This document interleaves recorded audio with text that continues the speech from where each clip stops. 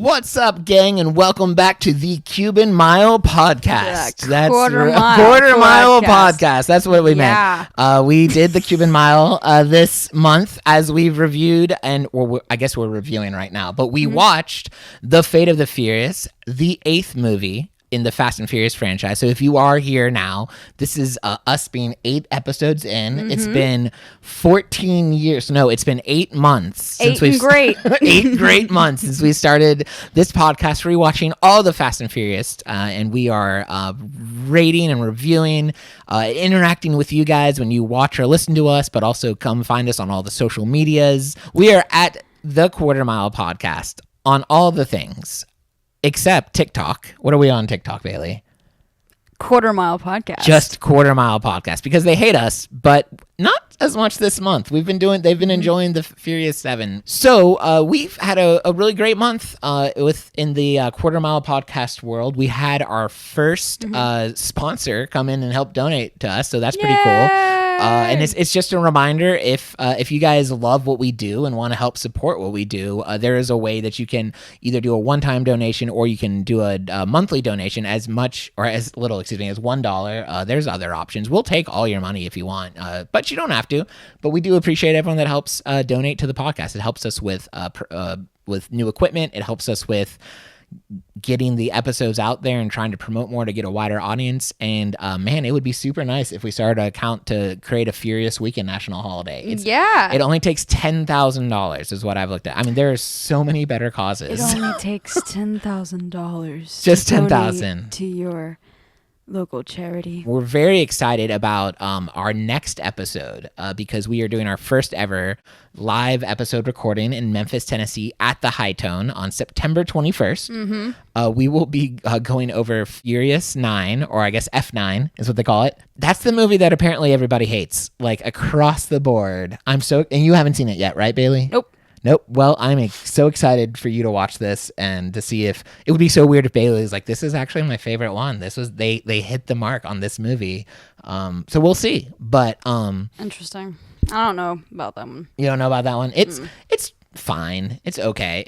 We'll get to it. That's next month. But we would love for you to come if you're in the Memphis area at the High Tone. It's a free event. We will accept donations, but also we've never done a live episode recording. So share this experience with us. So yeah, come join us. Come join the human experience at High Tone. It'll be fun. There's also a comedy show happening afterwards. There's a roast battle. I'm in a roast battle. That's right. I'm bringing 2 of Nashville's best comics to support Drew in roasting. It'll be something. Anyway, so if anything, it'll be something. But we were talking about how Fast 9 is currently everyone's least favorite Fast and Furious movie, and that's based off an ongoing poll that we've been doing since the first episode, since before the first episode. And it occurred to me that we haven't talked a lot about on our podcast about the ongoing poll unless we've said like, hey, we have an ongoing poll. That's true. So I wanted to share with you guys some of the results. We are going to be doing this all the way up to episode 10. We have been ranking the movies per each episode, and I'm going to give us permission on the 10th episode to completely redo our rankings if we want. So cool. You don't have to, but we can. But currently, here's how it stands, and this doesn't count me and Bailey's rankings yet. But currently, in the number 1 spot movie, everyone's favorite based off of popular vote is Fast 5, which currently has 541 points. The second favorite is The Fast and the Furious, as in the first movie, which is at 534 points. So they're pretty close. They've been alternating all that. And I'm not going to read all the point scores, although we'll have a little thing where you can see it over here. If you're watching on YouTube, if you're listening to us, then you have no idea what I'm talking about. But that's okay. We're glad you're still here. But in third place, we have Furious 7. Fourth place, Too Fast, Too Furious. Fifth place, Tokyo Drift. Sixth place, Fast and Furious 6, which is kind of interesting because it's the 6th movie and the 6th spot. Seventh place, that's not interesting to literally anybody on earth. I said that like, hey, it's a cool fact, and people were like, no, that's anyway. It is. Thank it's you. So interesting. So the most interesting. 7th place is Fast and Furious, the 4th one. That one was rough. So, eighth is the one we're doing today, The Fate of the Furious. And then 9th place is Fast 10 with only 204 points, which is pretty low. But then holding down the 10th spot confidently is F9 which has a solid 154 points. So if you like those, I mean, like, we'd love to hear you. Just come DM any of our socials, shoot us a message. There's even a fan mail option now and we had our first fan mail last month actually, from Collinsville, Illinois. And all she was saying was Fast 7 is the best in the series and it should have ended here. With that being said, I still watch the movies after 7. Yeah, I feel like we agreed in the last episode. So whoever you all in Collinsville, Illinois, thank you for that response. Thank you. We'd love to hear your opinion on Fast 8 if you're currently listening. But anyway, so there was that. In case you're wondering, if you're watching us, you saw this. If you're listening, this again has nothing to do with your life. I had a huge spit wad on my microphone, and it was very distracting, and so I rubbed it. But if you heard a staticky whatever, just know it would have been worse if I'd kept it there for me. Anyway. Okay. Just spitballing. It's just spitballing over here. We're just spitballing it, see when it's going on. So who knows if that's going to make it to the podcast. It is going to make it to the podcast. This is what makes our lives. So before we move on, just for we already shared our cool fan mail, and we'd love for anyone to share some more fan mail. Let us know what you're thinking. It's as easy as pressing a button on whatever you're listening to, unless you're watching us on YouTube, but then you can just drop a comment, and it's basically the same thing. If we hit 30 by the time that we're done, I will sing you the Blues Clues we got mail, or just got a letter song. Yes. The original one. Just so you know. I did not realize there was multiple versions. But they came out with a new Blues Clues. I'm not going to talk about it. Okay, yeah, that's not worth our podcast time. So no. 30 fan mails in the next 2 or 3 episodes, and we'll get a full song for it. I think that's great. We had a reel where we showed talked about Mr. Nobody, and we posted on TikTok. And our one of our favorites, Niall Stark, responded on it. He says, "I have to confess, I've never trusted Mr. Nobody. I feel like he's the final villain twist waiting." And I thought that would be so cool. That would be cool. That would be. And my vote is that the villain from 8, and we'll talk about it more later, Cipher, it should be behind all the things that are going on, because she kind of is establishing this villain as a big bad. But it would be funny. It's true. Because Mr. Nobody is like psychotic in this one. He's unhinged.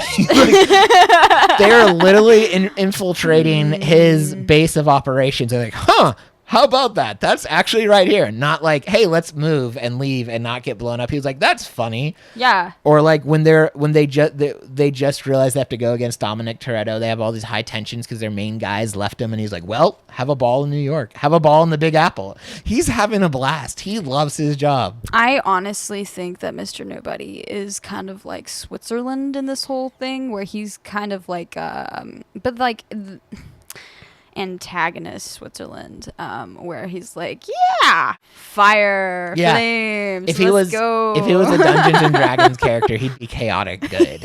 He'd be chaotic good. Yeah.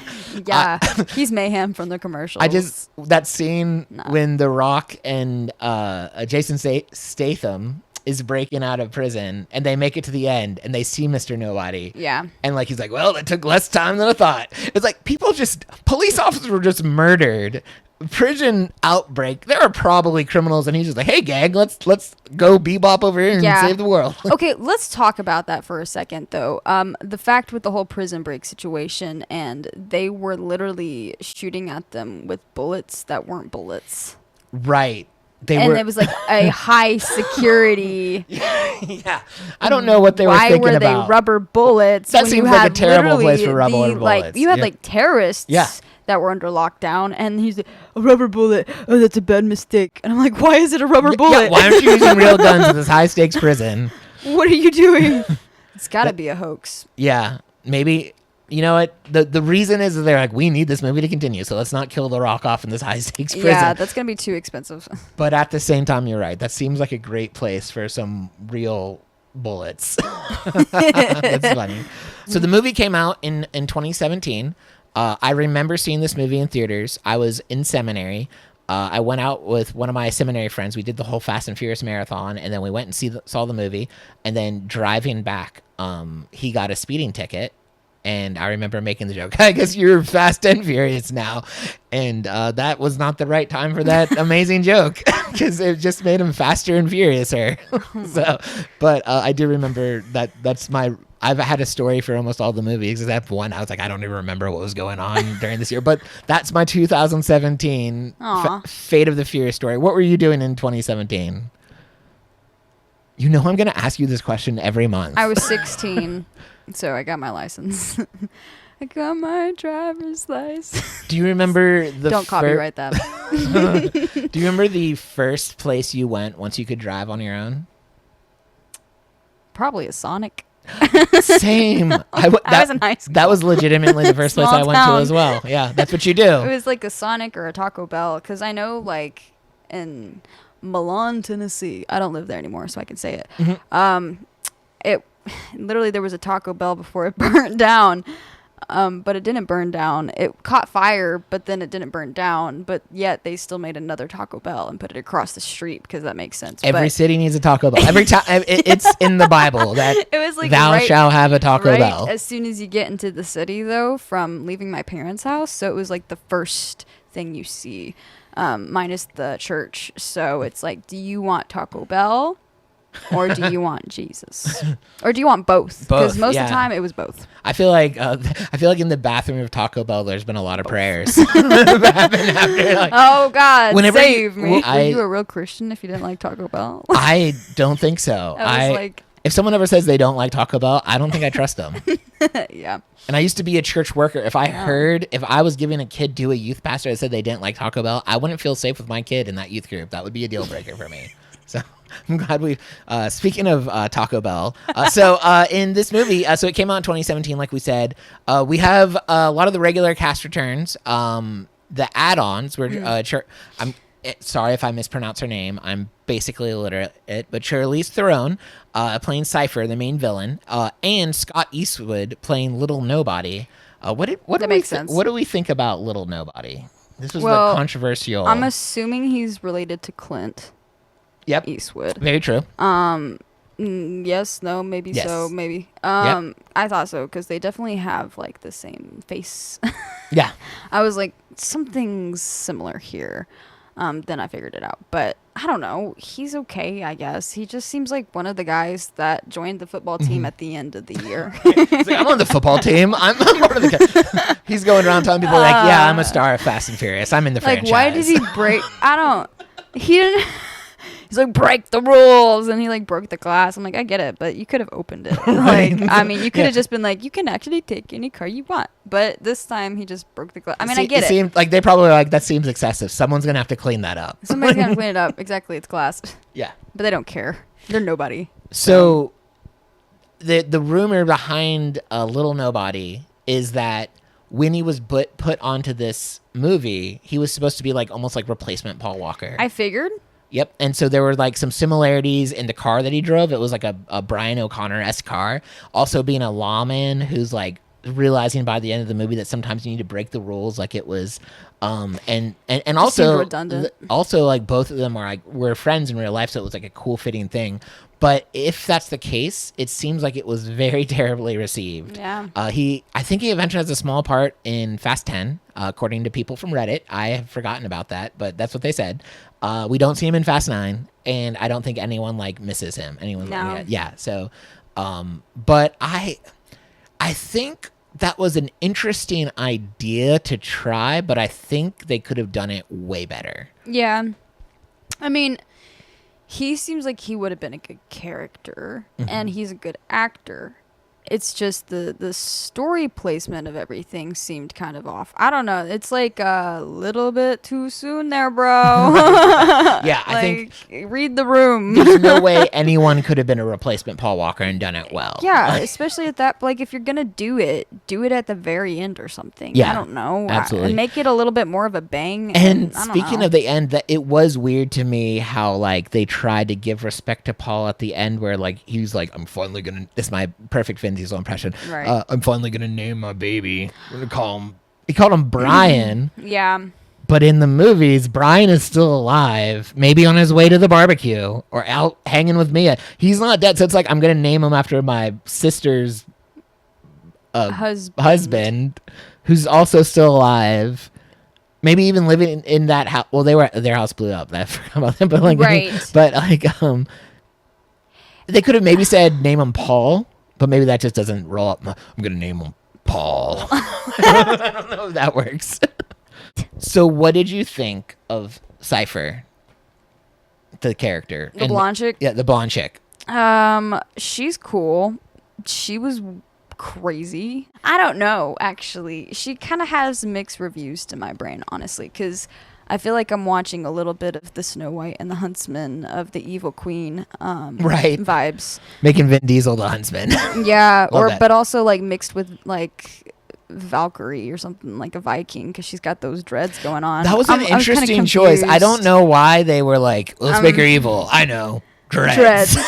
Let's do the dread. Let's look at Game of Thrones, because because like Rachel had mentioned that that guy was from the Game dude of was on Thrones. Game of Thrones. So just through the whole thing, I was kind of just sitting there like, I don't know. I feel like I'm watching one of Vin Diesel's like X movies or something. Right, the triple X movies, yeah. Instead Yeah. of like actually Fast and Furious, because the whole thing is practically the plot line about this guy fighting against this evil chick. But this evil chick's like off the rails, but also kind of predictable with everything she's doing. Right. Because we've already seen practically everything that she did.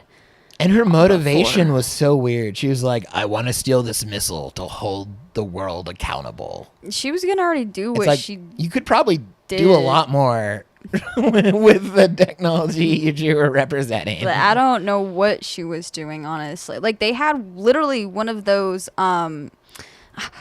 what is it called? Where it was like the thing that he went into Russia with to like stop all of the electric stuff. Yeah, they turned off. wave. They turned off all the. Crap, what is yeah. that called? An EMP. Yes, Yeah, that. yeah. You can do so much with that. And what did she do after that with it?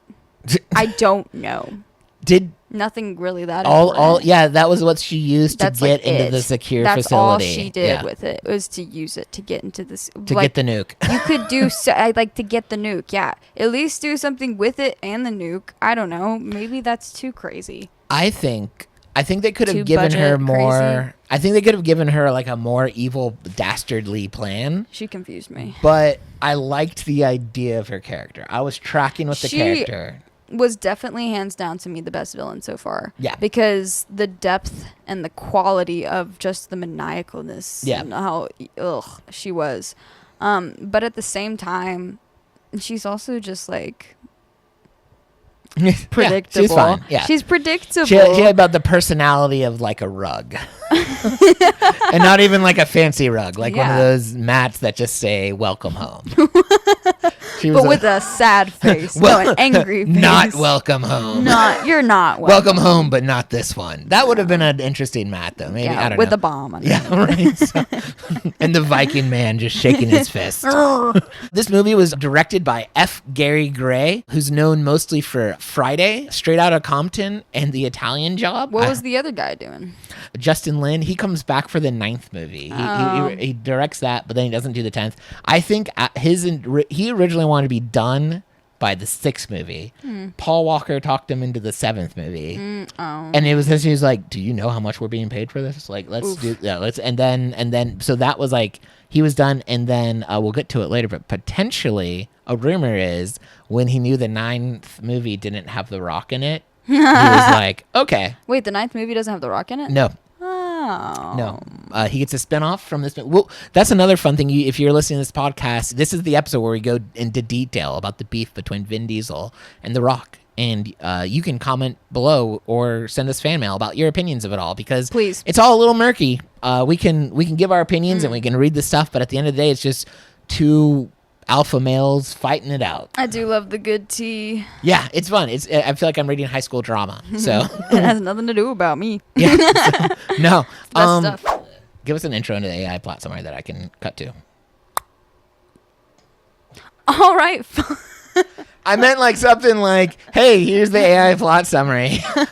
But I guess a click with your mouth is just as good. Okay, fine. Let me do this.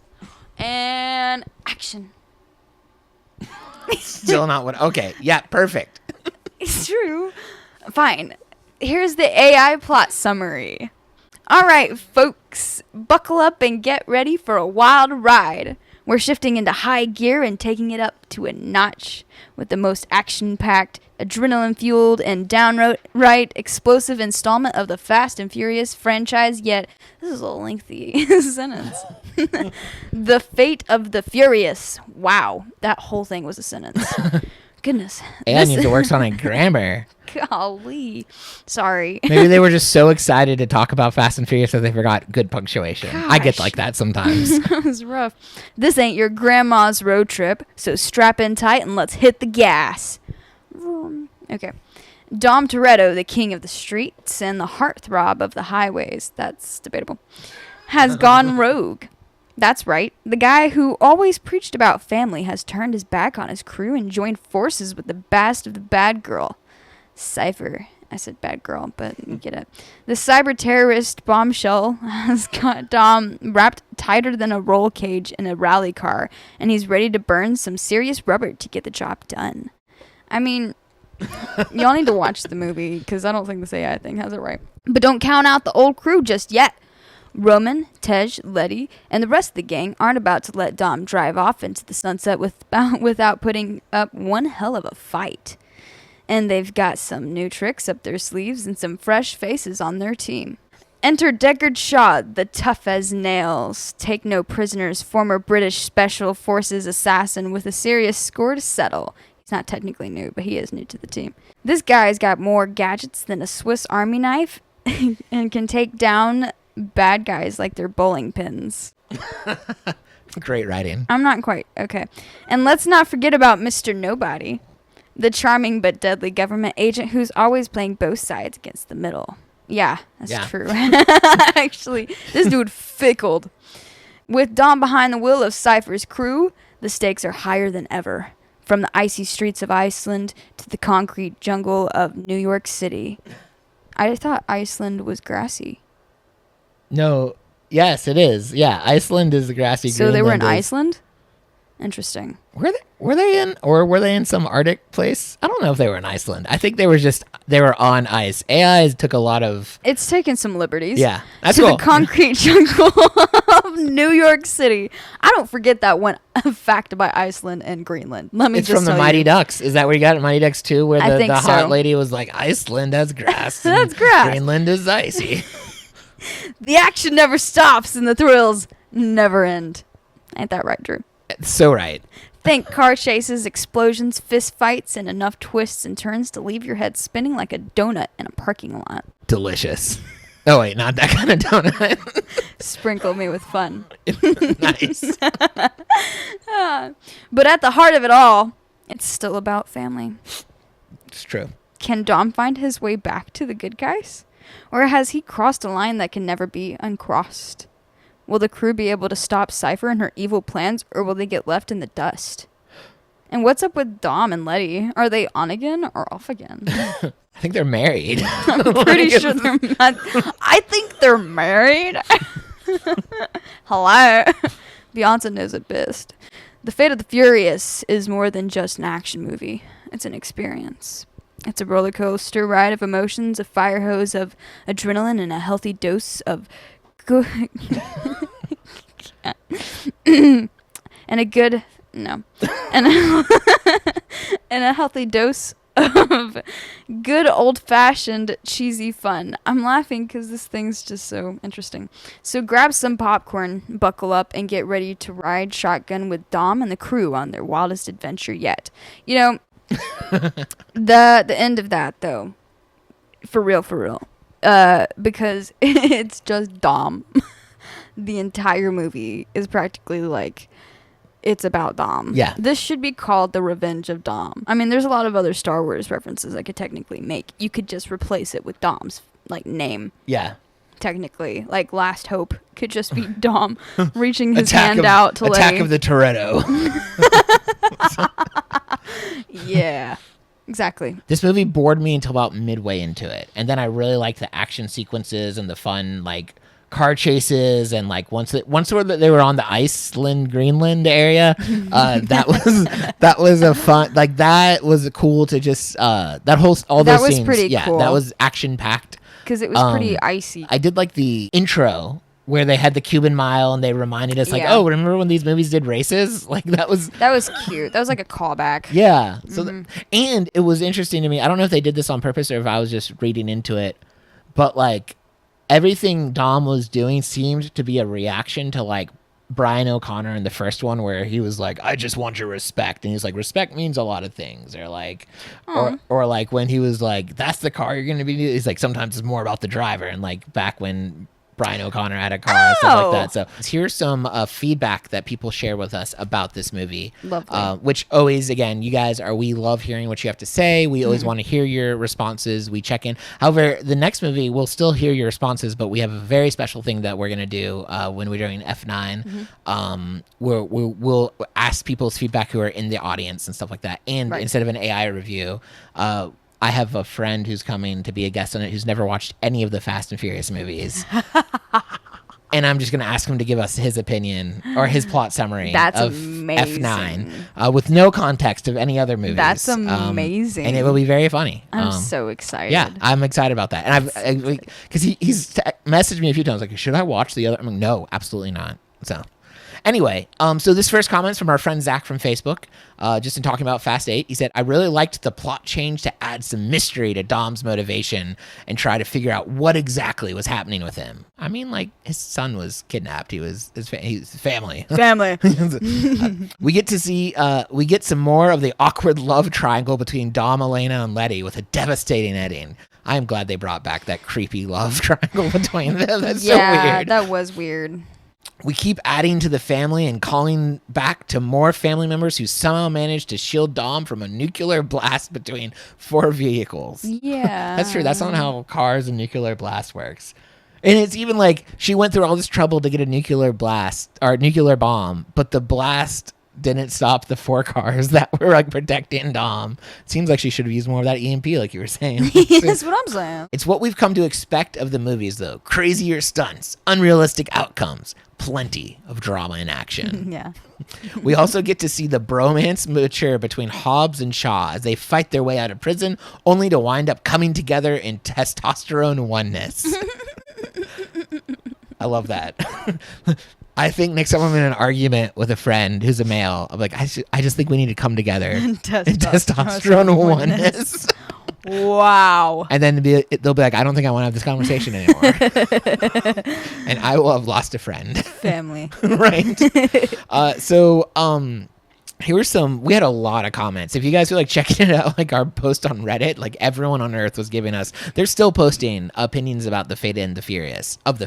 And here are some of my favorite shorter ones. Maverick said, loved Cipher's hair in this one. The dreads really worked. Charlize is a great villain. Chloe and Timmy, I don't know which one of you wrote this comment, really underrated in my opinion. I really enjoy most of the set pieces. I think the interplay between Hobbs and Shaw to be very good. Loved the prison scene, and the entire third act on ice is really fun. That makes it sound like it's a musical performance. Fate and the Furious on ice. Imagine. Also, respect any Fast movie that's killing a character rather than bringing one back to life. Amen. I'd like to pretend those movies have stakes somehow. At this point, every time a character dies in Fast and Furious, I'm like, we'll see. Right. I'm not even too sure Elena's dead. Like, I mean, like, she might come out. Actually, I was in charge of the whole thing. Me and my nice smile. And then the username didn't make a username responded with, it's actually not that bad, which is always a great way to start talking about anything. Like how's that new girlfriend? She's not that bad. So, it's actually not that bad. I like the redemption arc of Shaw, even though it's kind of weird since he still killed their friend. Yeah, that's a good point. That is a very good point. No one, and we talked about this in the last movie, at no point was anyone like, hey, remember Han? We're so bummed about, like, hey, don't trust him. He killed our friend. Huh. They're like, oh. I will say I did enjoy his backstory, which made him seem like where he was like framed for the corruption, fired, and dishonorably discharged and stuff like that. it was believable to me. It was pretty believable. I was okay with it when I watched, because I really don't like how they redeem all the characters and join the family. Like, pick a few of them. Sure, Shaw would be a good one. Shaw's a good one. But like, at some point, it's like some people just need to be bad and evil. Some people need to stay dead. You know, that kind of stuff. Stay dead. But I found his story as to why he joined up with the crew honestly more believable than Hobbs. Hobbs at some point, I'm like that scene where he's like, after this beer's on me. I'm just like, okay, you guys aren't that close. That's weird. Like, you two are very different in your You just beliefs. destroyed an entire place, and then you let the criminals go. But hey, seems like a great time for a drink. It probably, after all that carnage and failure, it probably is a great time for a drink. Exactly. Join the family. Fast 11, Hobbs the alcoholic. So It's because of Vin Diesel's beef. And then here's a different opinion than what a lot of people said. This person said also he didn't make a username. I'm beginning to think that's actually when people don't make usernames. They just comment. That's how little I know about Reddit. He said, I liked Little Nobody. Kind of wish they kept him as a running character for 9 and 10. Okay. So maybe he'll come back in 11. Maybe he'll be the anchor to their ship of success. Anchor to their nothingness. Nothingness, yeah. For nobody. Listen, nobody still, every scene he was in, and I still laughed. He's still I think he's like my favorite part of the movies in a weird way. Not like, if you were asking me like, what's your real favorite part of the movie? I wouldn't say Mr. Nobody. But if you're like, what part brings you the most smiles of the randomness in the movies? Mr. Nobody? Every scene, anytime he opens his mouth, I'm like, I want to go hang out with this guy.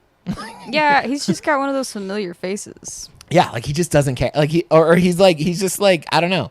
He might, according to Nala Stark, he might be the villain by the end. He's also just comfortable wherever he's at. Yeah. He's like, if it goes, it goes. Yeah, he's like, let's go try to stop this international terrorism. We'll see what happens. But like, maybe let's start it.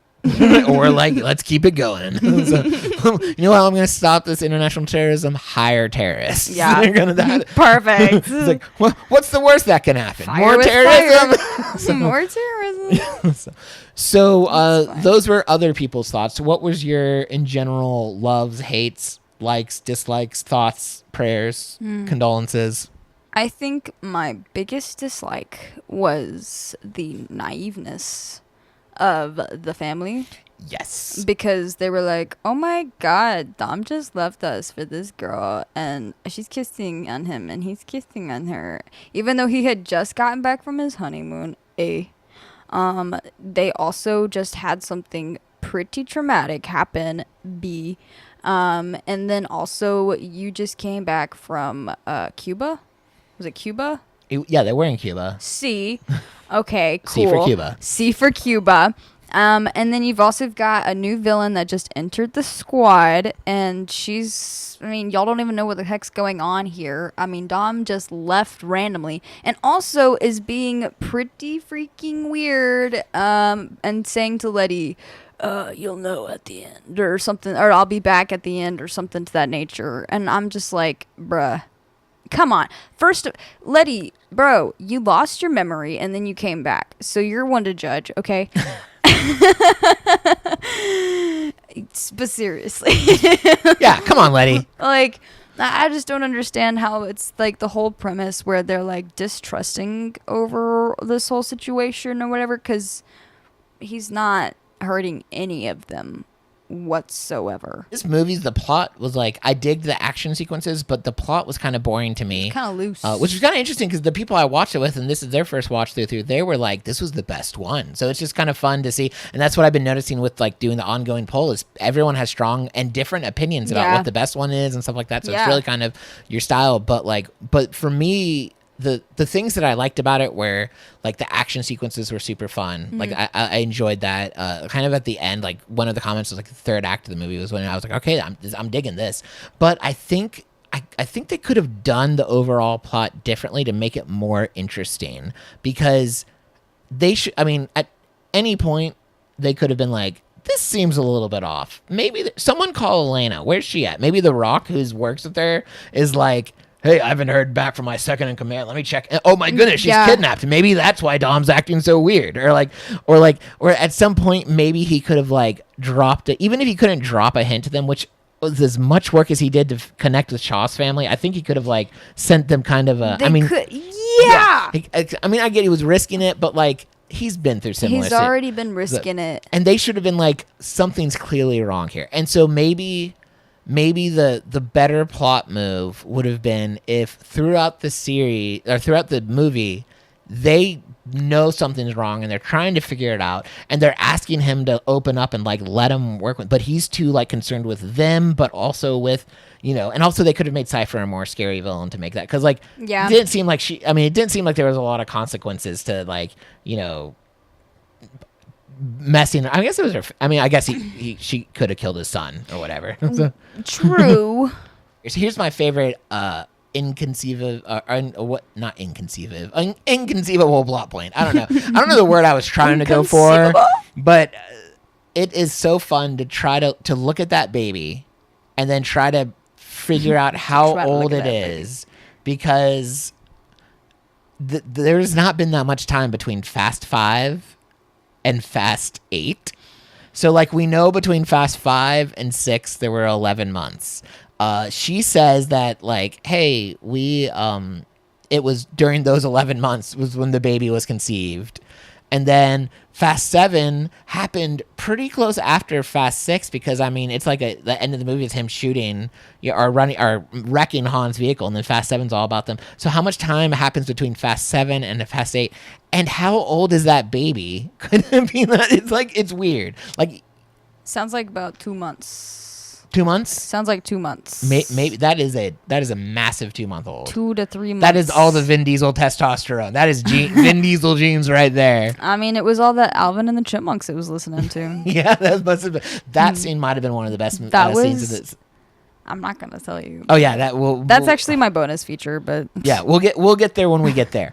But that was a fun scene, a lot of action, but something that a lot of people have said before, and I agree with this. Jason Statham is fantastic at being like the serious guy assassin with some humor as well, right? Yeah. Like it's hard to like a lot of these other action heroes, like Vin Diesel is a perfect example of someone who's like basically solo action. He's not cracking. I mean, the best witty one-liners he has is when he says something that's not funny, but because he's saying it's funny, he's like, sometimes the street wins. I laugh at that every single time. Where it's like, I don't got friends, I got family. It's like, it's dumb, and that's why it's funny. But like Statham, he had a perfect, in that scene especially, he had a perfect mix of like killing and being awesome, and then like throwing in some jokey remarks in his acting and stuff like that. Adorable. So, yeah, it was fun. So I'm trying to remember what that her like henchman guy did. So yeah, what did he do? He was basically if you mess up anything, this is going to be the guy that kills your family. Right. And then he was with Dom at the end, which that was pretty cool. I loved watching once Dom had the okay that his family was safe,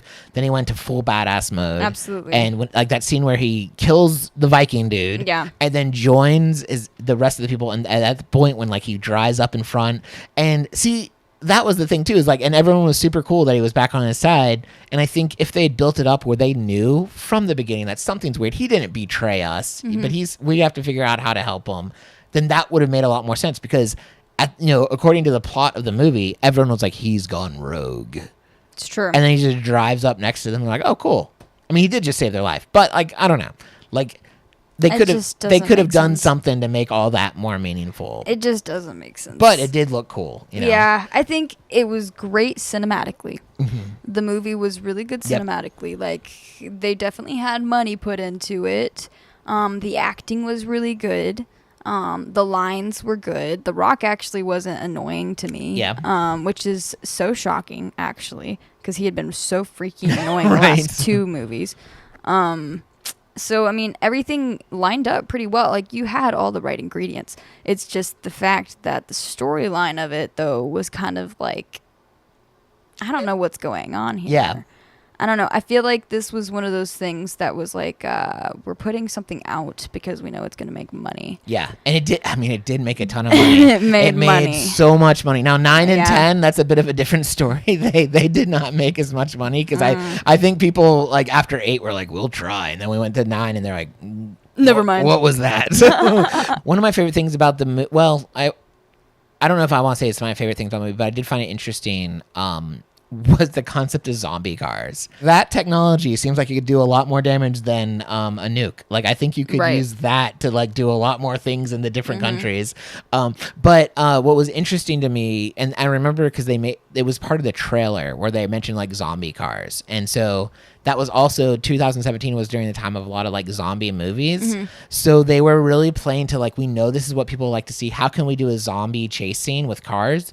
And like I didn't know that up until I kind of looked at it before I did this rewatch, but it kind of made it be a better scene with all the chase scenes where like you could kind of pretend like those cars were zombies and they were breaking into the houses and they were chasing them like a zombie would in a zombie movie. And like I thought that was cool. I thought that was like kind of what you're saying, very cinematically good. So I mean, they did pretty good in that format. I think I just got confused because I wasn't. I didn't think that all of those cars were smart cars. No. In the sense of them being able to be controlled like that. Yeah, some of them were like too old to be controlled. It would have been really funny if someone had like some like really old van. Yeah. And it was just in the way. And they were like, well, we can't control that car because it's, it doesn't have a computer in it. Well, and so they have to like drive around this, or they just run over it because like, we couldn't control that guy. Like a used car lot that has cars that are completely unusable. And they're like, well, we couldn't do anything there. But instead it was literally a mass exodus. But what I liked about Cipher versus Vin was, or Cipher versus Dom, is he's all family oriented. He's also like big macho. I'm gonna punch you in the face. Where's my wrench? Let me take care of things. And then she's very like doesn't trust anyone. Is all computer oriented. I mean, all of her big action moments were her typing. Which is kind of weird to think about in a Fast and Furious. There was a massive type off there between her and Ramsey. Like it was just you watching two hackers, and it was as exciting as that sounds. Like, but like they are polar opposites. Whereas Vin Diesel and Deckard Shaw. I did it again. Like Dom Toretto and Deckard Shaw. At this point, Vin Diesel is the main character of the movie. Like that. Yeah, it's not even Dominic Toretto. It's just Vin Diesel. It's just Vin Diesel. And there's going to be a XXX crossover where he has to fight himself. I mean, it would make a lot of sense, honestly, because I don't think that I've seen one movie where Vin Diesel hasn't acted like this type of character. He's even the same type of guy in Pacifier. Yeah. There's gonna be like a multiverse of Vin Diesel where all the characters have to come together. Like everyone, his original Fast family's dead, but then Doctor Strange comes in and is like, "Don't worry, there's one way we can solve this." And then he opens it up, and you have like the Pacifier, XXX, Riddick, like into the Dieselverse. Right? They just show up.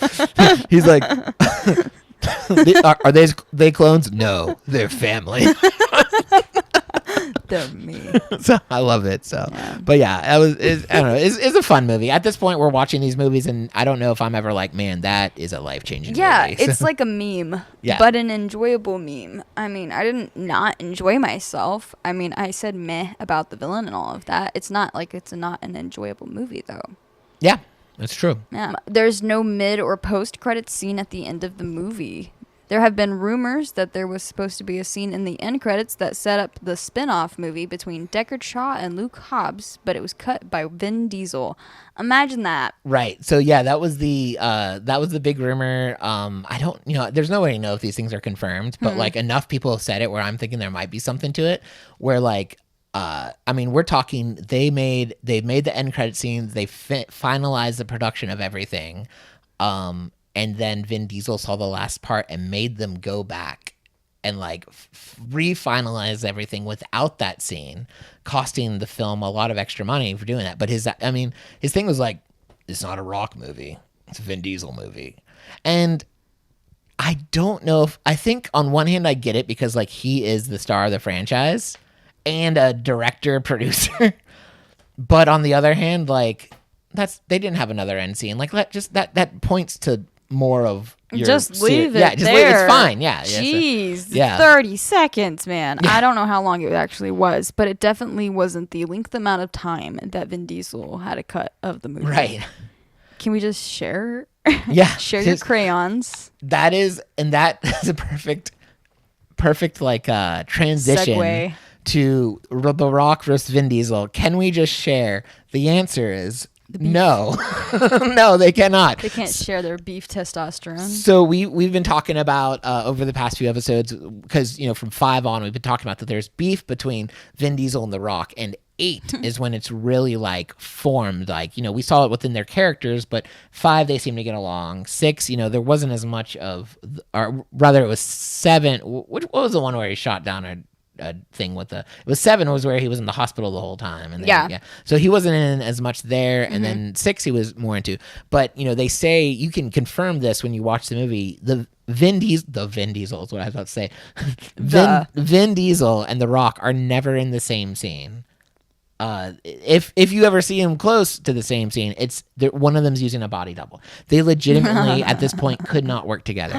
So Wow. I have some information about their beef. I did a little bit of a YouTube deep dive. I'm excited for this. First I thought it would be fun to ask the Kiora, just ask the internet and get random people's responses, which is more fun to me than the actual. But these are what a couple people said. So I asked the question, why do Vin and The Rock despise each other now? And this is the first response I saw. Because they are man children with massive egos, especially Vin Diesel.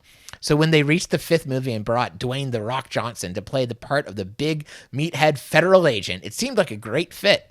Of course, there was a scene where Johnson and Diesel needed to fight, and let's just say that when a 6'4" behemoth is going against a 5'11" tough guy, the odds don't really favor the smaller dude. Vin Diesel's ego didn't allow him to appear to get punked by Johnson, and a lot of camera tricks were used to make them look like they were roughly the same size. Which I remember when we were talking about 5, we were talking about how awkward that fight scene was, and we couldn't completely pinpoint why it looked so weird.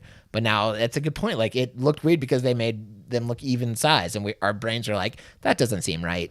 So it wasn't. The problem is, anyone with eyes can see that Vin Diesel is not anywhere near as big as Dwayne Johnson. Oh, God. Their egos, however, are both roughly the same size. At roughly the size of the moon, their egos don't fit on set together. And eventually, they both had clauses appended to their contract, what I think he might have meant amended the contract or put in their contract, whatever, which remains for all the movies, it seems, that stated that they cannot seem to lose in a fight on screen. And not only do they have those in the contract, but so does Jason Statham. Like any big action hero. He can't? Yeah, they can never lose a fight, because it goes against the action hero character as a actor that they're going. So as a result, all the fights always end in, like The Rock saved someone. Ugh. And so that's how he quote unquote ended the fight, or like something else happens that interrupts it.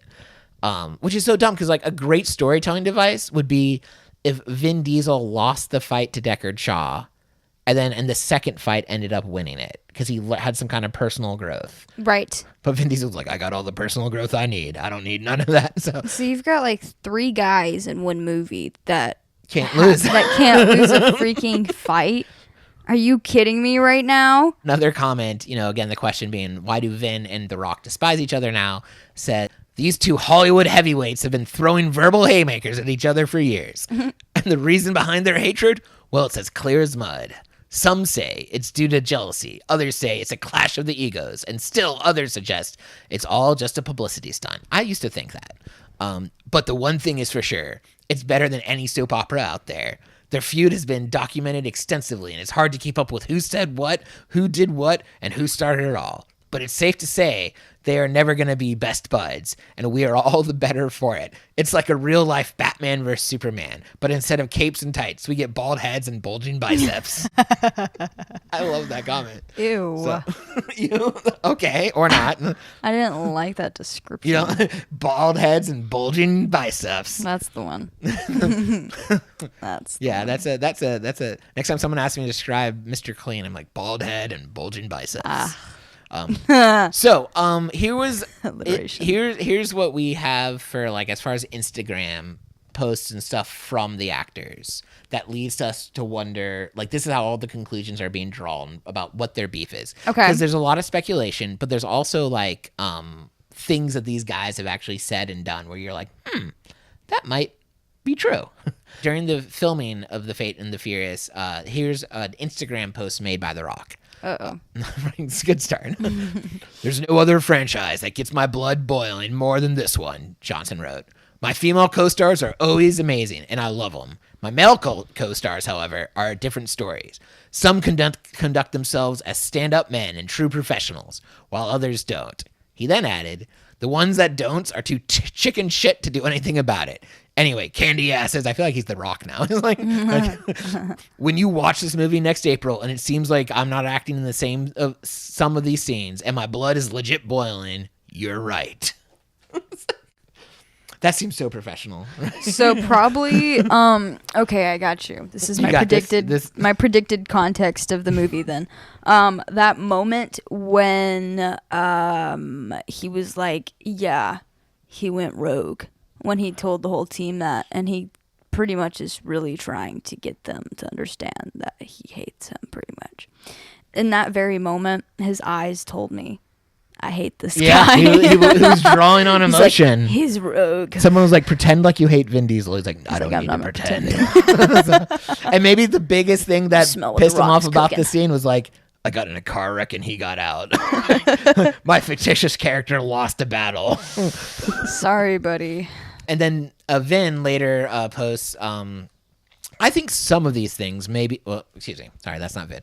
I think some of these things may be blown out of proportion. I don't think that was his intention. I know he appreciates how much I work this franchise. In my house, he's Uncle Dwayne. Diesel added that protecting the franchise extends to his relationship with John Sex.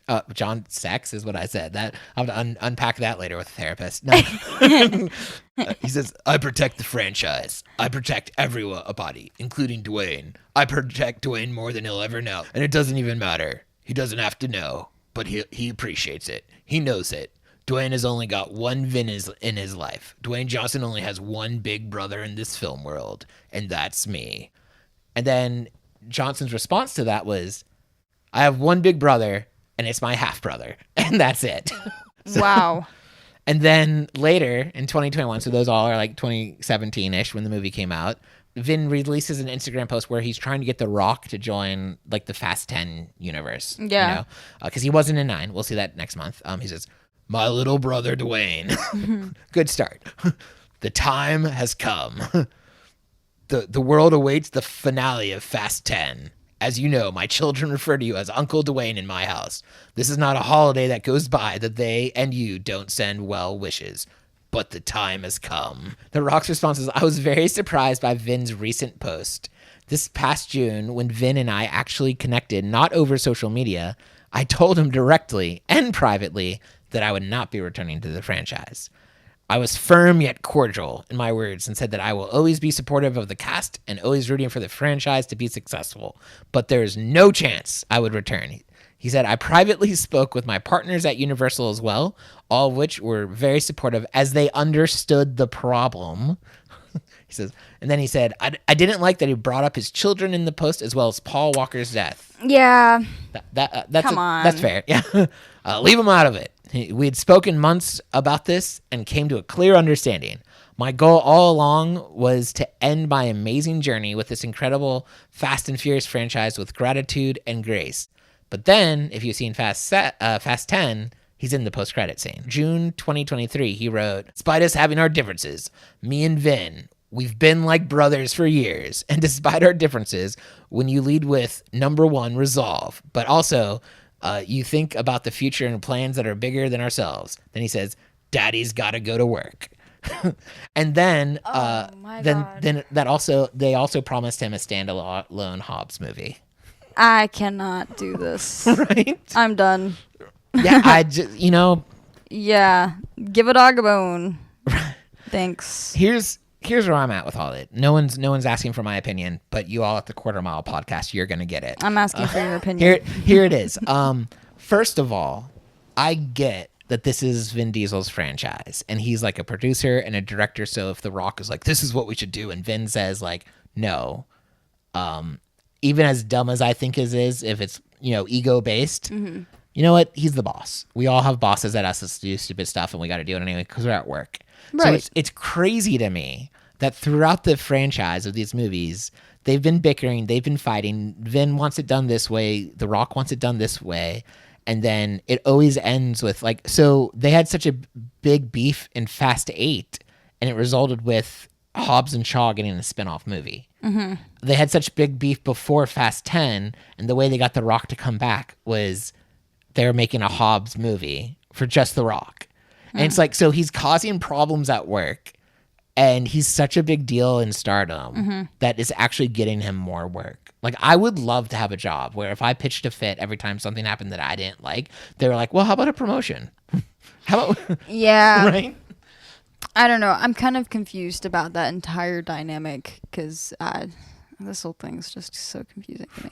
Because, like, yeah, Vin Diesel's the boss, but is he really the boss? Is he the guy that's like the boss? Yeah. Like, he can fire The Rock.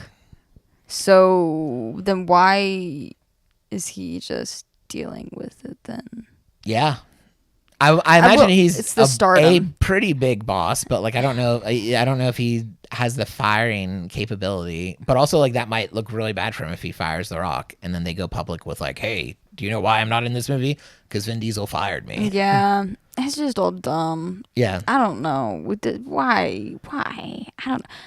It's the social media posts for me. Right, these are grown honestly, men I think acting like high school girls. That's actually what has solidified this confusion in my brain because they are acting like little weenies.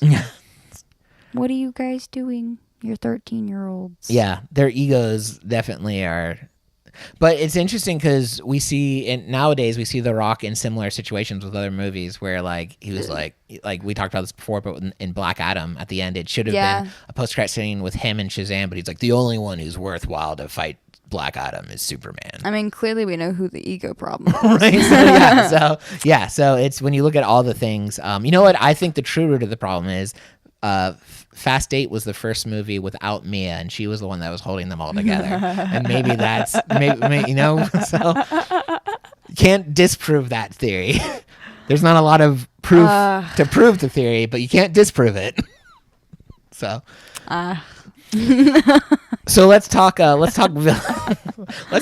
rankings. Yeah, Mia is my number one. Mia's number one villain. This movie was so great without her. So great. Vicious. So yeah, where are we putting Cipher on this, Bailey? I'd say probably number one. Okay.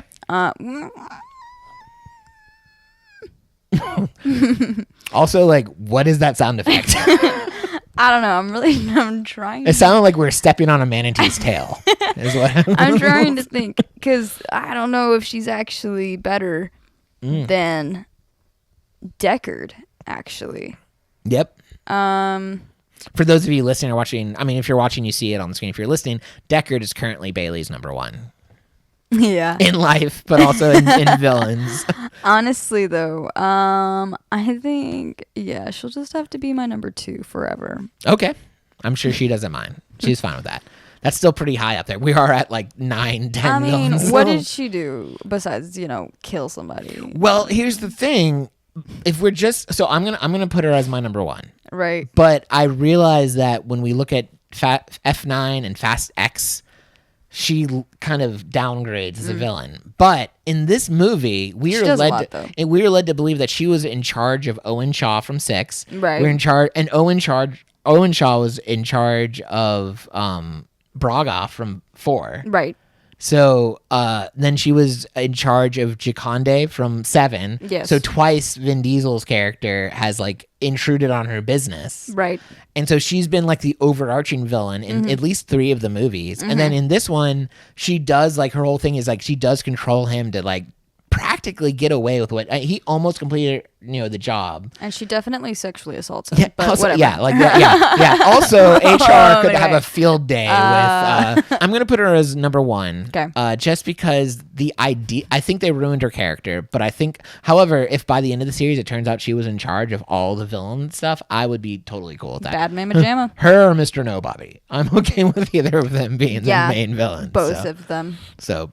I'll start with the movie rankings, and I'm gonna put it so in between 6 and 4 for me, which puts it in. So 7 is my first, 5th is my second is my third, 6 is my 4th. So that makes 8 my 5th.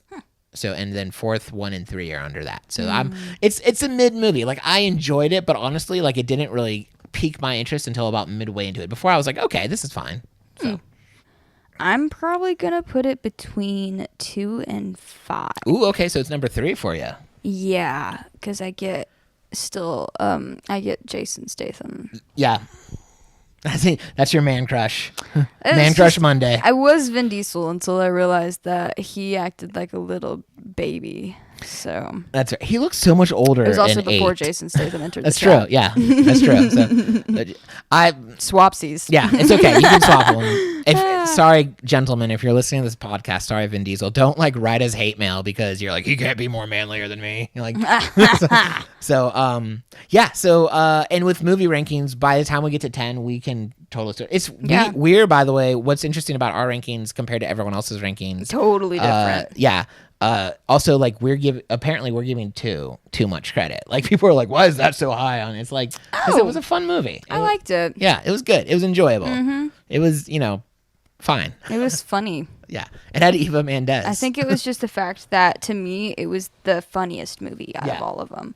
It was the comedic effects. Yeah. It was a more lighthearted movie, especially more than this one. Yeah. This one and 4 are the darkest ones, I think. Yeah. So let's talk Bailey's best bits.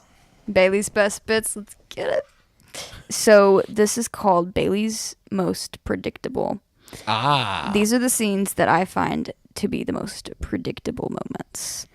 So you've got one with the Hobbs and Shaw being taken out of prison by Mr. Nobody, being that Mr. Nobody was over that whole thing. Mm-hmm. Then you got 2, the car zombie scene, where she's controlling all of the cars somehow. Yeah, that makes sense. With hacking. By hacking them with all their computers in 2017, as they do. One guy was typing and controlling all of them. Makes perfect sense. Yeah, makes sense. I didn't see one Tesla. No. I'm just kidding. Where's my Cybertruck? I'm just kidding.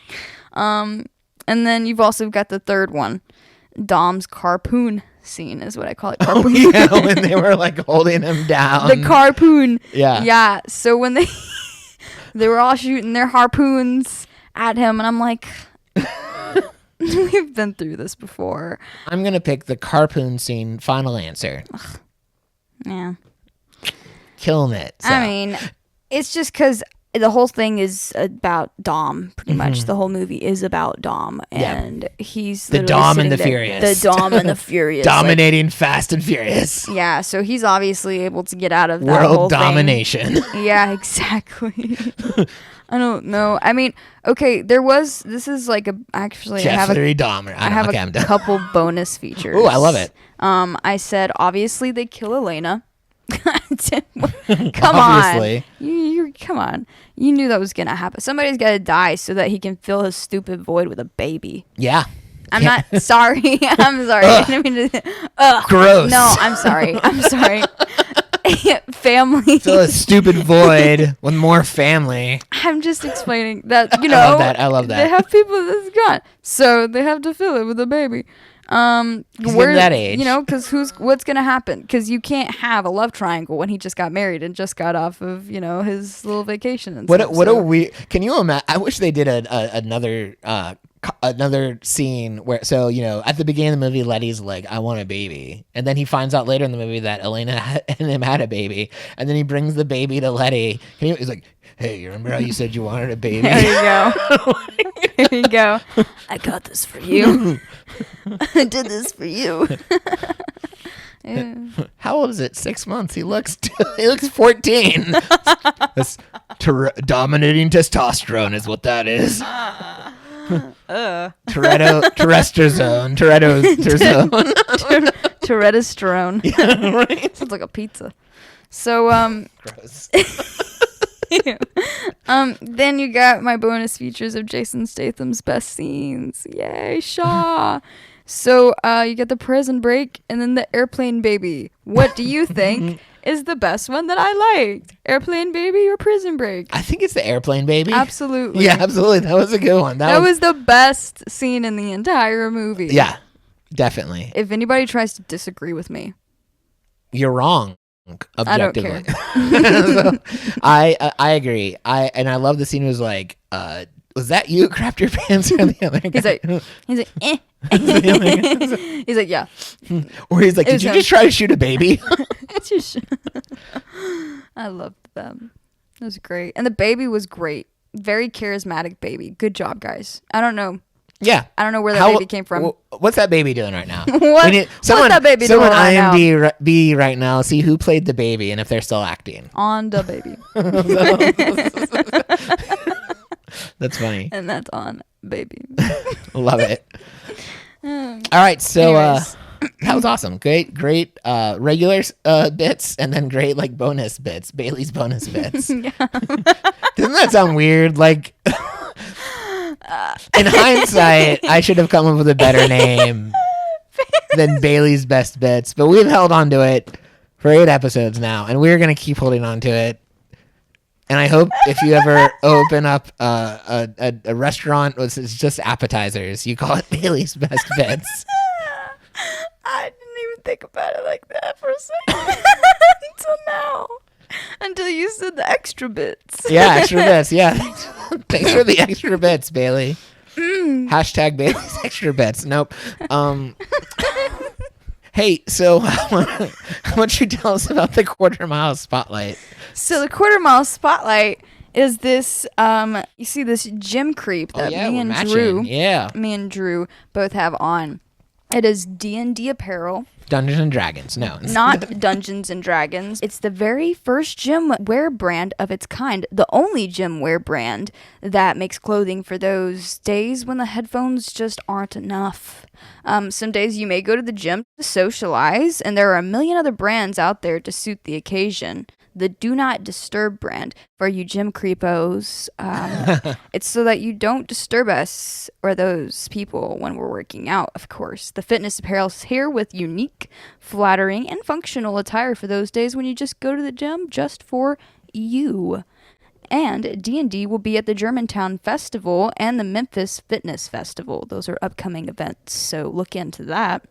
And the thoughts on the Fast and Furious franchise from them says it is quite the prolific franchise. That is really generous. Good.